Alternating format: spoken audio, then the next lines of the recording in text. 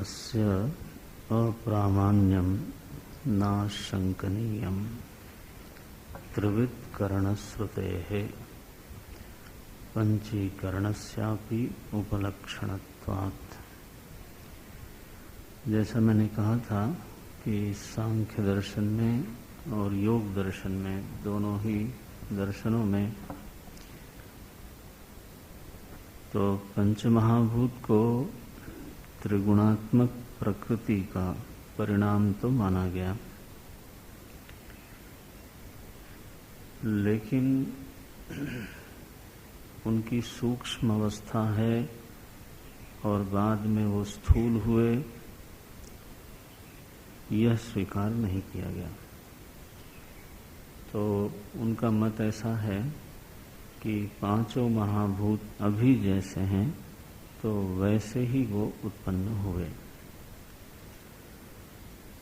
उनमें कोई स्थूलीकरण की प्रक्रिया, पंचीकरण की प्रक्रिया नहीं हुई। इस बात को ध्यान में रख करके आचार्य बोलते हैं अस्य अप्रामाण्यम न आशंकनीयम। अस्य माने अस्य पंचीकरणस्य, यह जो पंचीकरण की प्रक्रिया बताई गई, अस्य पंचीकरणस्य अप्रामाण्यम न आशंकनीयम। तो पंचीकरण की प्रक्रिया को अप्रामाणिक नहीं मानना चाहिए। क्यों नहीं मानना चाहिए? त्रिवृत्करण श्रुते है, क्योंकि प्रमाण तो वेदांत है, प्रमाण तो श्रुति है और श्रुति में यह बात कही गई है। त्रिवृत्करण श्रुते है। मैंने बोला था पहले, 2-3 दिन पहले, छांदोग्य उपनिषद में यह प्रकरण आता है जहाँ तीनों महाभूतों में परस्पर प्रक्रिया होती है और वो स्थूल हो जाते हैं। तो तीनों महाभूत कौन से हैं? तो बोले अग्नि, जल और पृथ्वी। तो चूंकि अवकाश के बिना तो किसी महाभूत की स्थिति हो नहीं सकती, इसलिए आकाश उसमें उल्लिखित मानना चाहिए और वायु के बिना कोई क्रिया नहीं हो सकती। और दूसरी बात यह है कि तैत्तिरीय उपनिषद में उत्पत्ति के क्रम में पहले आकाश और वायु का उल्लेख हुआ है। तो एक उपनिषद में पंचमहाभूत से उत्पत्ति की बात बताई जाए, दूसरे उपनिषद में अगर 3 महाभूतों की बात कही जाए तो ऐसा नहीं माना जा सकता कि एक उपनिषद तो सृष्टि को पांच भौतिक कह रहा है और दूसरा उपनिषद त्रिभौतिक कह रहा है। ऐसा तो हो नहीं सकता। तो दोनों उपनिषदों में एक वाक्यता समझने के लिए उपलक्षणा विधि है, उपलक्षण इसको बोलते हैं। क्योंकि अगर आगे के 3 महाभूत का वर्णन है तो पीछे के 2 महाभूतों का उल्लेख मान लेना चाहिए। उपलक्षणा का अभिप्राय होता है कि एक शब्द ही कई अर्थों के लक्षण का हेतु बनता है। जैसे अगर भौतिक शब्द कह दिया जाए तो उसमें पांचों महाभूत का ही संकेत है। यह सृष्टि भौतिक है, माने क्या? एक भूत की बनी है। भौतिक कहने का अभिप्राय है सभी पंच महाभूतों का उल्लेख हो गया, ऐसा। तो त्रिवृत्करण है वहां पर। आचार्यों से पूछा गया कि आखिर श्रुति ने केवल अग्नि, जल और पृथ्वी का ही उल्लेख क्यों किया? आखिर आकाश और वायु का उल्लेख क्यों नहीं किया छांदोग्य में?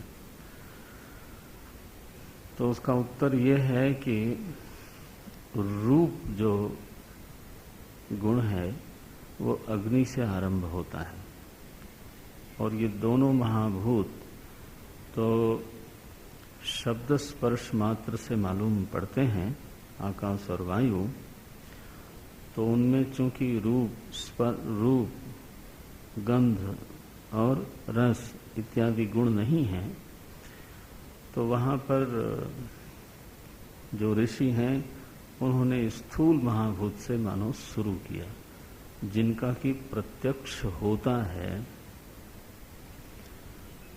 अग्नि से प्रत्यक्ष होना शुरू हो जाता है। ये दोनों अमूर्त हैं ना, आकाश और वायु दोनों अमूर्त हैं। तो मूर्त महाभूतों का उल्लेख किया है, करना चाहते हैं, इसलिए तीन ही महाभूतों का उल्लेख किया गया। वहाँ पंचीकरण हुआ है, त्रिवृत करण का उल्लेख है, इसलिए पंचीकरण को स्वीकार करना चाहिए। यह जो सिद्धांत है वो कैसा है? बोले श्रुति सम्मत है। इसका अभिप्राय क्या है कि श्रुति सम्मत है। अस्य अप्रामाण्यम नाशंकनीयम त्रिवृत करण श्रुते है पंचीकरणस्यापि उपलक्षणत्वात्। दूसरी बात हमने बताई थी कि सूक्ष्म पंच महाभूत को अगर हम स्वीकार नहीं करते, माने महाभूतों की अगर दो दशाओं को अगर हम स्वीकार नहीं करते, तो उसमें समस्या क्या होगी? समस्या ये होगी कि मन जो है वो तो सूक्ष्म है, इंद्रियां सूक्ष्म हैं, कर्मेंद्रियां सूक्ष्म हैं, प्राण सूक्ष्म है। तो मन भौतिक है, ये वो भी मानते हैं, इंद्रियां भौतिक हैं, ये वो भी मानते हैं। तो सूक्ष्म इंद्रियां और सूक्ष्म मन, ये स्थूल महाभूत की उत्पत्ति नहीं हो सकती। आखिर कार्य तो स्थूल हो सकता है, कारण स्थूल हो और उससे कार्य सूक्ष्म पैदा हो, ये कभी हो नहीं सकता। इसलिए सांख्य दर्शन की यह जो निष्पत्ति है वो न केवल श्रुति से अलग हो जाती है, बल्कि विचार करने पर भी वो सिद्ध नहीं होती। महाभूत की दो दशाएं स्वीकार करनी ही चाहिए। अगर आप ये मानते हो कि मन और इंद्रियां भी पंच महाभूतों से ही बनी हैं, तो आपको पंच महाभूत की सूक्ष्म दशा को स्वीकार करना ही पड़ेगा। और अगर आप मानते हो कि स्थूल शरीर पंच महाभूतों से बना है, तो फिर उन्हीं सूक्ष्म पंच महाभूतों से स्थूल शरीर तो नहीं बन सकता। सूक्ष्म पंच महाभूतों से स्थूल शरीर का निर्माण नहीं हो सकता। तो आपको महाभूतों की स्थूल दशा को भी स्वीकार करना ही पड़ेगा। तो दो दशाएं हैं महाभूत की, यह बात वेदांत ने कही है। देखो, और यह बिल्कुल श्रुति सम्मत है और समीचीन है, युक्ति सम्मत है। किसी ने नहीं कहा ये सिवाय वेदांत के। देखो, विज्ञान आदि के सिद्धांत में तो मन को सूक्ष्म तत्व ही नहीं माना, तो सूक्ष्म कारण की आवश्यकता उनको क्यों होगी? जिस विज्ञान को बहुत बड़ा प्रमाण लोग स्वीकार करते हैं, वहां इंद्रिय को कोई सूक्ष्म तत्व नहीं माना गया, मन को कोई सूक्ष्म तत्व नहीं माना गया, प्राण को कोई सूक्ष्म तत्व नहीं माना गया। वो सब शारीरिक ही है। मस्तिष्क को, जिसको आप ब्रेन कहते हो, उसी को उन्होंने मन कहा। और जो गोलक हैं, जिसको वेदांत गोलक कहता है, उसी को लोग इंद्रिय बोलते हैं। तो ये तो शरीर के ही हिस्से हैं, और जितना शरीर स्थूल है उतना ही फिर मन भी स्थूल है। The brain is as gross as the body. इसलिए उनको सूक्ष्म कारण मानने की आवश्यकता ही नहीं है। आप समझते हो? इसलिए तो कई बार तो ठीक से वो पंचमहाभूत का भी उल्लेख नहीं करते हैं। तो उनकी तो बात ही छोड़ दीजिए। जिनकी मान्यताओं में इतना ज़्यादा भेद है और जिनकी मान्यताएं बहुत सारी चीज़ों के बारे में बड़ी अटपटी हैं। एक मान्यता है उनकी कि आकाश बढ़ रहा है। ये विज्ञान की मान्यता है। मैंने आईआईटी प्रोफेसर से डिस्कस किया है इस पर कानपुर में, कि along with the universe space is also increasing, expanding. तो मैंने कहा भाई, किसी भी चीज का संकोच और विस्तार आकाश में होता है। आकाश स्वयं विस्तृत हो रहा है कहाँ? बोले वॉट एवर यू से, but this is the establish theory. मेरा केवल इतना कहना है कि जरा श्रद्धा प्रमाण में होनी चाहिए। आप देख लो, मन को अगर आप शरीर का अंग मानते हो तो जीवन का सातत्य भूल जाओ, क्योंकि देह भस्म होने के साथ ही मन भी भस्म हो गया। तो ये तो हमारे चारवाक मित्रों ने ऐसा ही कहा है, पहले से ही कहा है। भस्मी भूतस्य देहस्य पुनरागमनो कुतः। तो उन्होंने ये बात तो पहले ही कही हुई है। इतना समझने के लिए कोई बहुत बुद्धिमान होने की जरूरत नहीं है। लेकिन शरीर से इतर, शरीर से सूक्ष्म मन नाम की वस्तु है। गोलकों से इतर, गोलकों से सूक्ष्म इंद्रिय नाम की वस्तु है। यह बात जो लोग स्वीकार करते हैं तो उनको ये बताना पड़ेगा कि मन और इंद्रियों का कारण पंचमहाभूत ही हैं या और कोई है।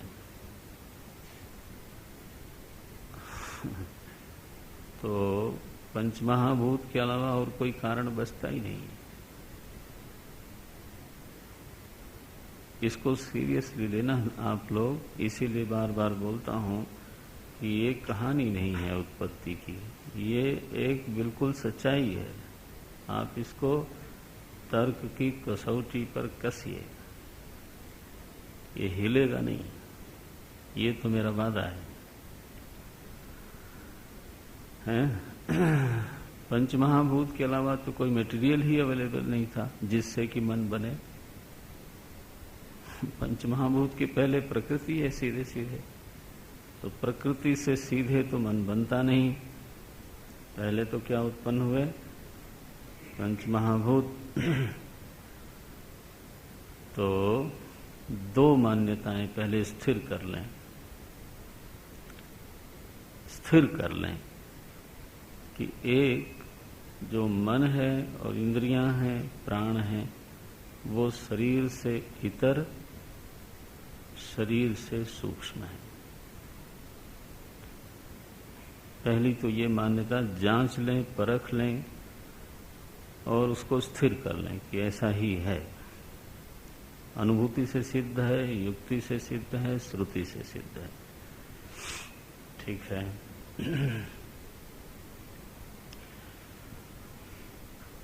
दूसरी मान्यता ये सिद्ध कर लें कि मन, इंद्रियां, प्राण आदि पांच भौतिक ही हैं, इनका और कोई उपादान कारण हो ही नहीं सकता, अवेलेबल ही नहीं है कुछ। तो मन भौतिक ही है, इंद्रियां भौतिक ही हैं। भौतिक माने क्या? भूत से जो बना हो उसको भौतिक कहते हैं। जैसे जो सुमित्रा के पुत्र हैं उनका नाम सौमित्र है, वैसे ही भूत का जो पुत्र है उसको भौतिक बोलते हैं। तो मन तो भौतिक है, इंद्रियां तो भौतिक हैं। अगर ये दो मान्यताएं बन गईं तो तीसरी निष्पत्ति स्वयं निकलेगी। क्या?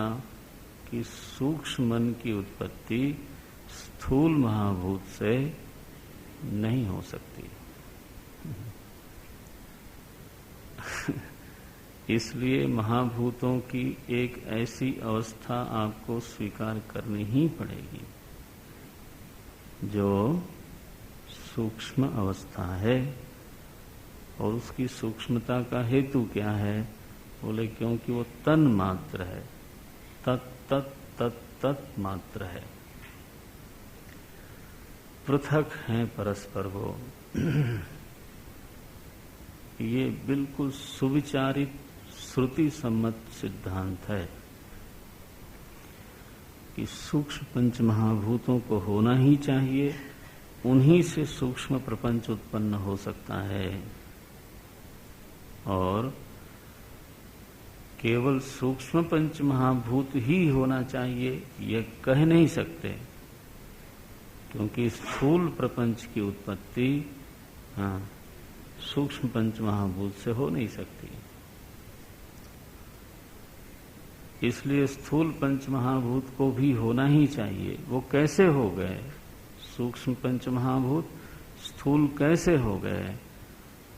तो उसी के बीच की प्रक्रिया को कहते हैं पंचीकरणम। वो युक्ति से सिद्ध है और वो श्रुति से सिद्ध है। इसलिए बोलते हैं अस्य अप्रामाण्यम नाशंकनीयम। देखो, महाभूतों की यह स्थिति बिल्कुल प्रामाणिक है।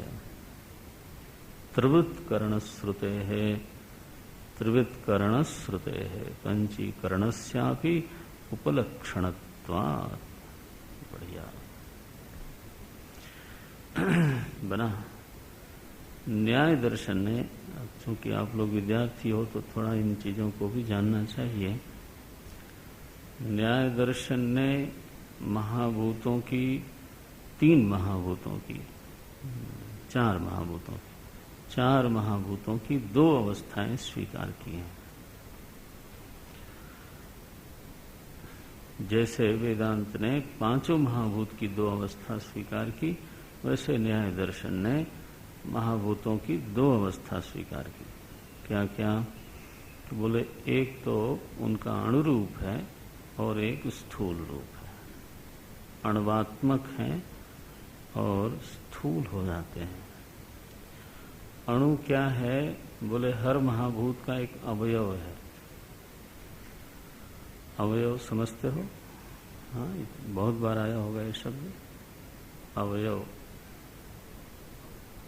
हाँ, अंग भी माने अंग ही कहते हैं। चलो अंग ही कह लो, हिस्सा कह लो, लेकिन अवयव शब्द communicate something greater than that, है ना? तो अणु जो है वो अवयव है।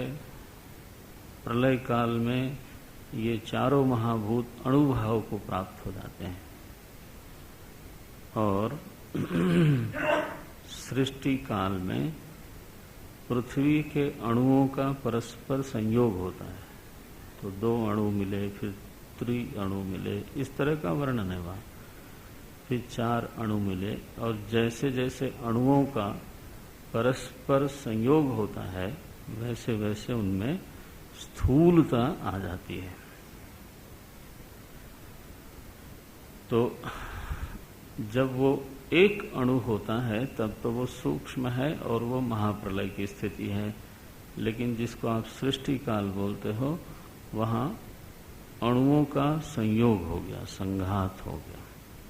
विज्ञान के अणुवाद से तो न्याय के अणुवाद का अंतर है, इस बात को ध्यान में रखना। केवल अणु कहने से आप दोनों को मिला मत देना। विज्ञान में जो अणु है तो उसी से सारे महाभूतों की सिद्धि कर लेते हैं, वो सारे बने आकाश को छोड़ के। लेकिन न्याय दर्शन ने ये कहा कि पृथ्वी के अणु अलग होते हैं, जल के अणु अलग होते हैं और अग्नि के अणु अलग होते हैं और गैसेज जो वायु तत्व है उसके अणु अलग होते हैं। तो इन चारों महाभूत के अपने अणु हैं और उनका अपना कैरेक्टरिस्टिक है। और जहां तक मैंने सुना है विज्ञान के बारे में कि वहां तो एक चीज दूसरी चीज में बदली जा सकती है अगर उनका स्ट्रक्चर बदल दिया जाए, अणुवात्मक स्ट्रक्चर बदल दिया जाए। मैंने किसी साइंटिस्ट से पूछा था कभी कि जब अणु से ही सारी सृष्टि हुई तो नानात्व का हेतु क्या है? क्यों कोई चीज सोना है, क्यों कोई चीज लोहा है और क्यों कोई चीज लकड़ी है? सभी का अगर उपादान कारण अणु ही है ना, तो इतने सारे पदार्थों का हेतु क्या है? तो वो मुझे ठीक से तो नहीं याद आ रहा है। तो उन्होंने कहा कि इलेक्ट्रॉन होता है उसकी संख्या बदल जाती है ना, शायद उसकी संख्या बदलने से पदार्थ का रूप संबंध बदल जाता है। माने होते तो सभी में इलेक्ट्रॉन प्रोटॉन न्यूट्रॉन ही हैं लेकिन जैसा मुझे याद है, आप लोग करेक्ट कर लेना उसको, कि इलेक्ट्रॉन्स की संख्या बदलने से उसी अणु से दूसरा पदार्थ बनता है। ठीक है ये प्रकाश? Yes, that is the thing. लेकिन ये न्याय दर्शन ने नहीं कहा, इसलिए विज्ञान का अणुवाद जो है वो ज्यादा गहरा है। विज्ञान ने अणुवाद को तो स्वीकार किया, लेकिन उन्होंने ऐसा माना कि पृथ्वी के अणु बिल्कुल अलग है जल के अणु बिल्कुल अलग हैं, सबके अणु बिल्कुल अलग अलग हैं और वो अपना प्रलय काल में अलग जाति के रूप में बिखरे रहते हैं। पृथ्वी के अणु बिखर गए, वो मिले नहीं आपस में। तो पृथ्वी जाति के अणु, जाति माने क्या?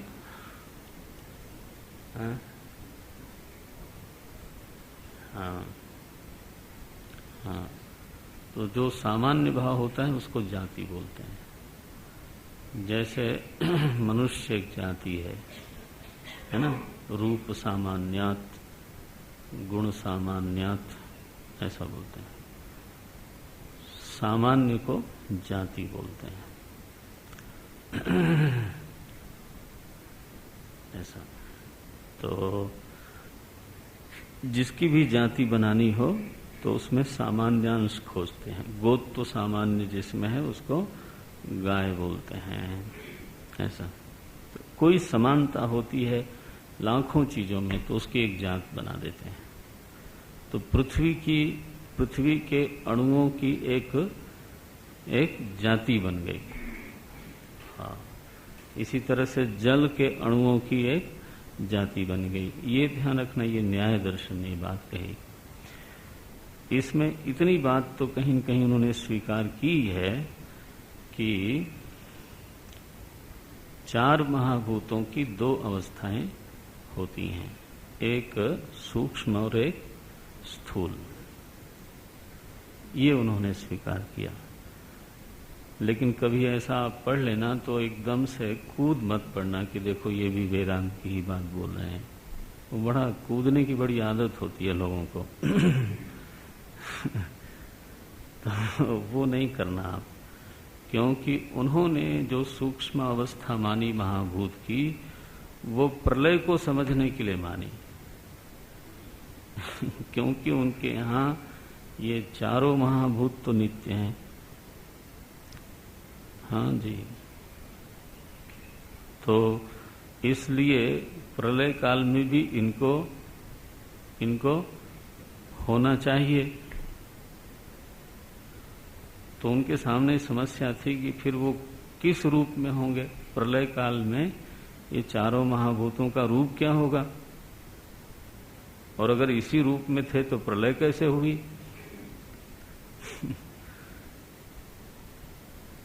तो प्रलय काल में चारों महाभूतों की स्थिति क्या है, तब उनको ये विचार आया होगा कि ये अणुभाव को प्राप्त हो गए होंगे। लेकिन आप ध्यान रखना कि उनके यहाँ जो मन है वो भौतिक नहीं है। ओम नारायण।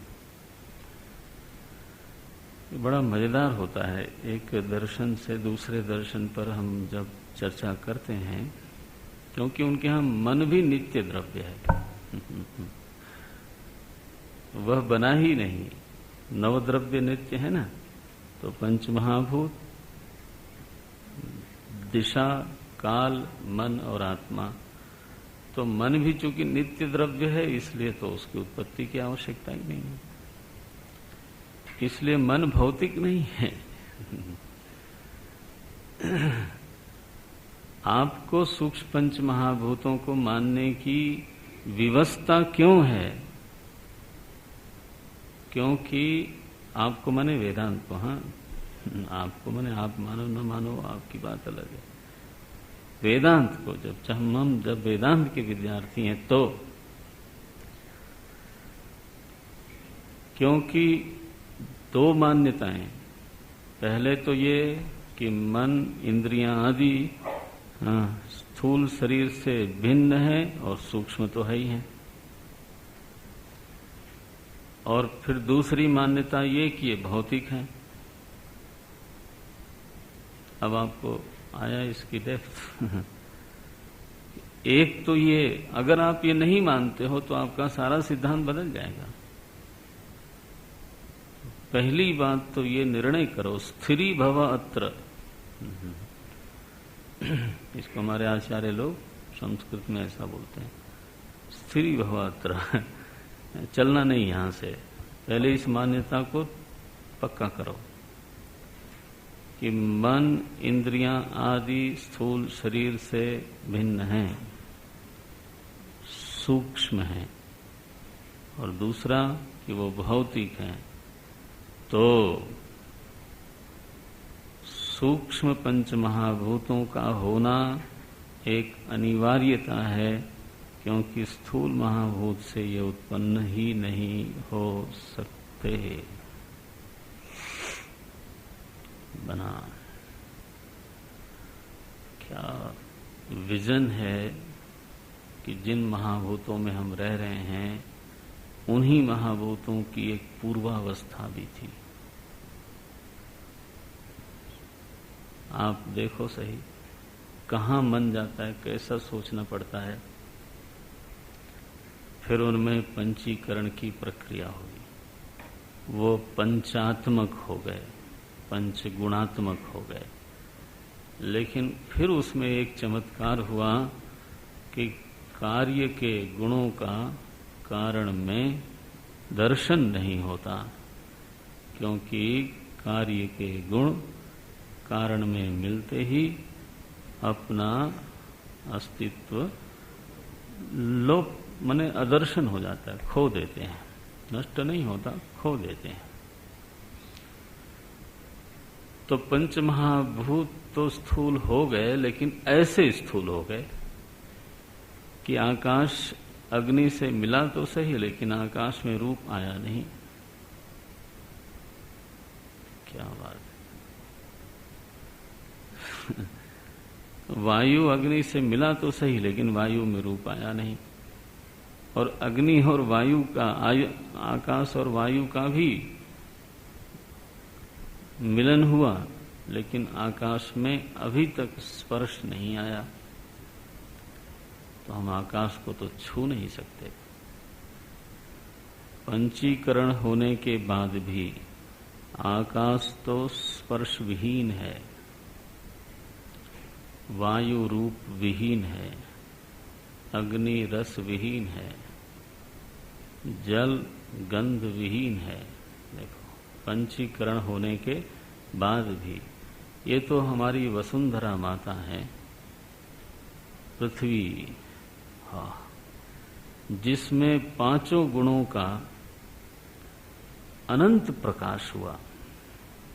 इस सृष्टि की सबसे चमत्कारी वस्तु, सबसे क्या बोलूं, लेकिन एक अद्भुत चमत्कारी वस्तु है पृथ्वी,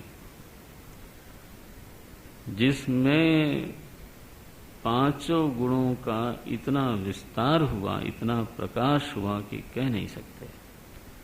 है तो शब्द आकाश का गुण, लेकिन असली खूबसूरती जो आई शब्द में, नानात्व तो जो आया शब्द में, वो पृथ्वी के कारण आया।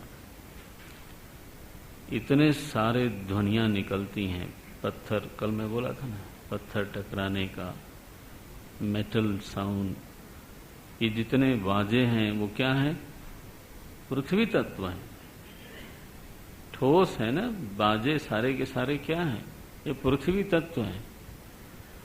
उसमें जो ध्वनि का वैविध्य, उसमें जो ध्वनि का वैचित्र्य प्रकट हुआ, वो आकाश में भी नहीं, वो हवा में भी नहीं, वो जल में भी नहीं। जल में भी एक दो ध्वनियां हैं, बहता है तो एक आवाज आती है, लहर उठती है तो दूसरी आवाज आती है। बहुत विस्तार नहीं है ध्वनि का। इसी तरह से रूप जो है, वैसे तो अग्नि का गुण है, लेकिन रूप का जो विस्तार हुआ, हाँ, वो केवल पृथ्वी तत्व में आके हुआ। पृथ्वी माता ने एक तरह से सारों को, सारे चारों महाभूतों के गुणों का विस्तार कर दिया। जैसे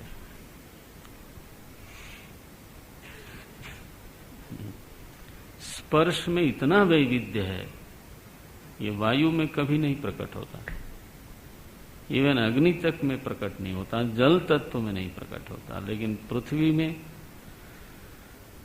एक एक पत्ते का स्पर्श अलग हो सकता है, एक एक फूल की पंखड़ी अलग अलग स्पर्श देती है।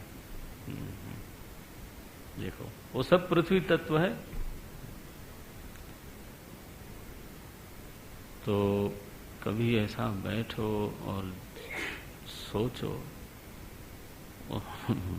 समस्या क्या होती है कि इन बातों पर सोचने के लिए मन को मुक्त होना चाहिए। बोले महाराज मरने की फुर्सत नहीं है और तात्कालिक समस्याएं घेरे हुए हैं, तो इन बातों को कौन सोचे। इसीलिए अधिकार चाहिए।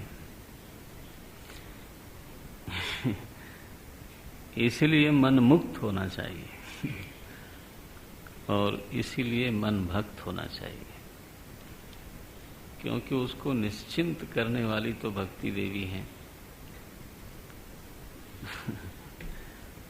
तो निश्चिंत न हो तो वो समस्याओं का चिंतन करेगा। महाभूत की सूक्ष्मावस्था में किधर जाने वाला है वो? क्या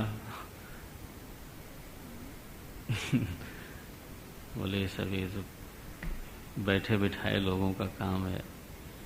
नहीं जी महाराज, ये बात सही है कि ये समस्या प्रधान वाले लोगों का काम नहीं है। जिनका जीवन समस्या प्रधान है, जिनको प्रभु के आश्रय का कोई अनुभव नहीं है, मन फंसा है और धंसा है, ऐसे मन से किसी भी विषय का तात्विक चिंतन तो होता नहीं, वो कदाचित व्यर्थ लगता है। ये क्या सोचना है। इसलिए वैराग्य चाहिए, इसलिए भक्ति चाहिए, इसलिए जीवन में सादगी चाहिए और नैतिक जीवन चाहिए, क्योंकि अनैतिक जीवन में समस्याएं आती ही हैं और अगर न आई हो तभी से मन उनकी कल्पना करने लगता है कि मैंने इस आदमी को धोखा दिया है, पता नहीं देखो वो क्या करता है। लो जी, अब आपने कर दिया है तो मन तो ले गया वो आपका। सारे आचार विचार आहार व्यवहार फैसिलिटेट करते हैं मन को चिंतन करने के लिए। वही व्यवहार होना चाहिए, वही आचार होना चाहिए जो फैसिलिटेट करे, है ना। अच्छा भाई, हम आगे बढ़ते हैं। इसमें विचार ये आया कि जब सभी पंचात्मक हो गए, आप देखना कि आचार्य की प्रतिबद्धता कितनी है, एक भी छिद्र छोड़ते नहीं है। बोले जब सभी पंचात्मक हो गए तो फिर आकाश नाम क्यों रखते हो आप, वायु नाम क्यों रखते हो? भाई वायु में पांचों हैं तो आप वायु क्यों बोलते हो? पृथ्वी में पांचों हैं अभी आपने कहा, तो उसको पृथ्वी क्यों बोलते हो? तो यह तो व्यवहार में ही इतना विभ्रम हो जाएगा। पांचों पांच पांच हैं, पंचानाम पंचात्मकत्वे समानेपि। ये पंक्ति देखना कैसी पंक्ति है ये? पंचानाम पंचात्मकत्वे समानेपि। अब पांचों के पांचों पंचात्मक हैं और पांचों में पांच समान हैं, फिर भी तेषु च वैशेष्यात्। याद रखना कि सभी ने अपने को आधा आधा बांटा था, तो आधा हिस्सा तो अपने पास सभी ने रखा ही था। इसलिए पृथ्वी में पृथ्वी तत्व 50% तो है ही है, और शेष 50% में चारों महाभूत हैं। तो पृथ्वी, आज जो स्थूल पृथ्वी है वो भले ही पंचात्मक है, लेकिन उसमें पृथ्वी तत्व की विशेषता है, प्रधानता है, विशेषता है। वैशेष्यात् ये हेतु है। वैशेष्यात् तद्वादस् तद्वादः तत्तत्वादः। तो आकाश को फिर आकाश ही कहा गया, वायु को वायु ही कहा गया, क्योंकि हर महाभूत में उसकी अपनी विशेषता तो बनी हुई है? पकड़ में आया? क्योंकि वो 50% तो पृथ्वी है, 50% तो जल है, इसलिए प्रधानता के कारण तद्वादस् तद्वादः। देखो, इति न्यायेन। मुझे बताया गया कि सिंधु में सतलज, रावी, चिनाब, झेलम सब जाके मिल जाती हैं अंततः, और सिंधु नदी अकेले ही समुद्र पर्यंत चलती है। तो तद्वादः तद्वादः, भले ही ये नदियां बड़ी बड़ी हैं और जो समुद्र में मिलने वाली सिंधु है उसमें केवल सिंधु नहीं है, लेकिन फिर उसका नाम बदलता है क्या? प्रधानता तो उसकी है, विशेषता तो उसकी है। ऐसे गंगा जी के साथ है। गंगा जी में इतनी नदियां मिलती हैं महाराज, सब दौड़ी आती हैं शरणागति के लिए।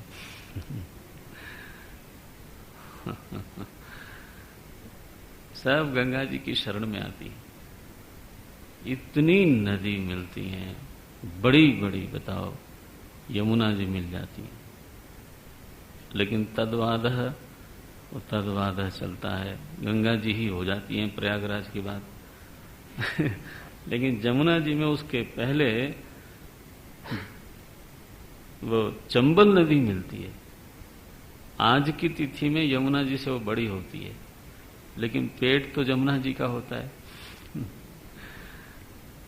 तो चंबल नहीं बोलते, फिर उसको यमुना जी बोलते हैं।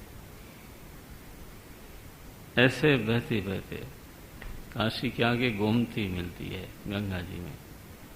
मिलने मात्र से नाम बदलता नहीं, क्योंकि वैशेष्यात्, हेतु क्या है? वैशेष्यात् तद्वादः तद्वादः इति न्यायेन। न्यायेन माने यह एक बिल्कुल प्रचलित स्थित, स्टैब्लिश सच है कि जिसकी विशेषता होती है उसका नाम चलता है, मिलने वाले का नाम लुप्त हो जाता है। हाँ जी। तो इसलिए आकाश की विशेषता वहां है, इसलिए आकाश नाम पड़ा। तो बोलते हैं इति न्यायेन आकाश आदि व्यपदेश। यद्यपि, अब पढ़ो पूरा वाक्य तो कैसा संगति लगती है। इसको हमारी परंपरा में पंक्ति लगाना बोलते हैं। कभी आप लोग महात्माओं को ऐसे सुनेंगे तो बोले पंक्ति लग गई, पंक्ति लग गई, माने पंक्ति के एक एक अक्षरों का ठीक ठीक समन्वय हो गया।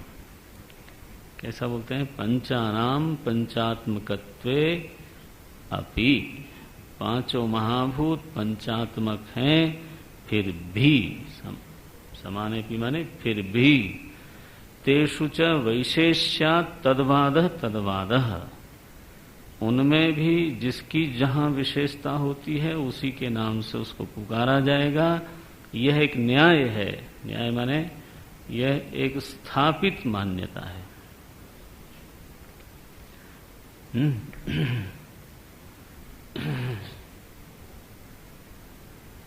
न्यायेन आकाशादि व्यपदेश संभवति। ये न्याय शब्द बड़ा है, हमारे वेदांत में खूब आता है। न्यायेन, न्यायेन। एक न्याय है काकतालीय न्याय। क्या हुआ भाई ये? तो बोले कि दो आदमी बात कर रहे थे और कोई बात पे हंसी आई तो उन्होंने ताली मार दी, और कौवा बैठा था दूर, वो उड़ गया। तो बोले कि आपने कौवे को क्यों उड़ाया? तो बोले जी मैंने तो देखा ही नहीं उसको। तो बोले लेकिन आपके ताली बजाने से उड़ा वो। तो बोले उड़ा होगा तो मेरे से कोई मतलब नहीं है, मैं तो अपने विनोद में व्यस्त और मस्त था। इसको आजकल लोग बोलते हैं को इंसिडेंट। ये है, आजकल इसको बोलते हैं को इंसिडेंट। ऐसा संयोग हो गया, उसी समय ये हुआ, उसी समय ये हुआ। Intention was nowhere. कोई पूर्व कल्पना नहीं थी, कोई पूर्व योजना नहीं थी, लेकिन इस घटना के साथ ये घटना घटी। And you see the relation in between. सच बात क्या है? There is no relation. इतनी बात कहने के लिए उन्होंने एक शब्द बनाया, क्या? काकतालीय न्याय। ऐसे वेदांत में ऐसे बहुत सारे न्याय हैं। तो एक न्याय यहां अभी आपको सुनाया मैंने। क्या है कि जिसकी विशेषता होती है उसी का वाद चलता है, नाम चलता है। वैशेष्यात् तद्वादः तद्वादः इति न्यायेन आकाशादि व्यपदेशः संभवति। इसलिए पंचीकृत पंचमहाभूतों का भी नाम आकाश, वायु, अग्नि, जल, पृथ्वी ऐसा संभव है और लोग व्यवहार करते हैं। तदानीम, तदानीम माने पंचीकरण होने के उपरांत। तदानीम आकाशे शब्दः अभिव्यज्यते। पंचीकरण होने पर आकाश में शब्द अभिव्यक्त होता है। वायौ शब्द स्पर्शौ, वायु में दो गुण प्रकट हो गए। देखो, तदानीम माने ये जो प्रकट हुए वो पंचीकरण के बाद हुए, पहले नहीं थे। ये बताने के लिए तदानीम शब्द बोलते हैं। तदानीम आकाशे शब्दः अभिव्यज्यते, वायौ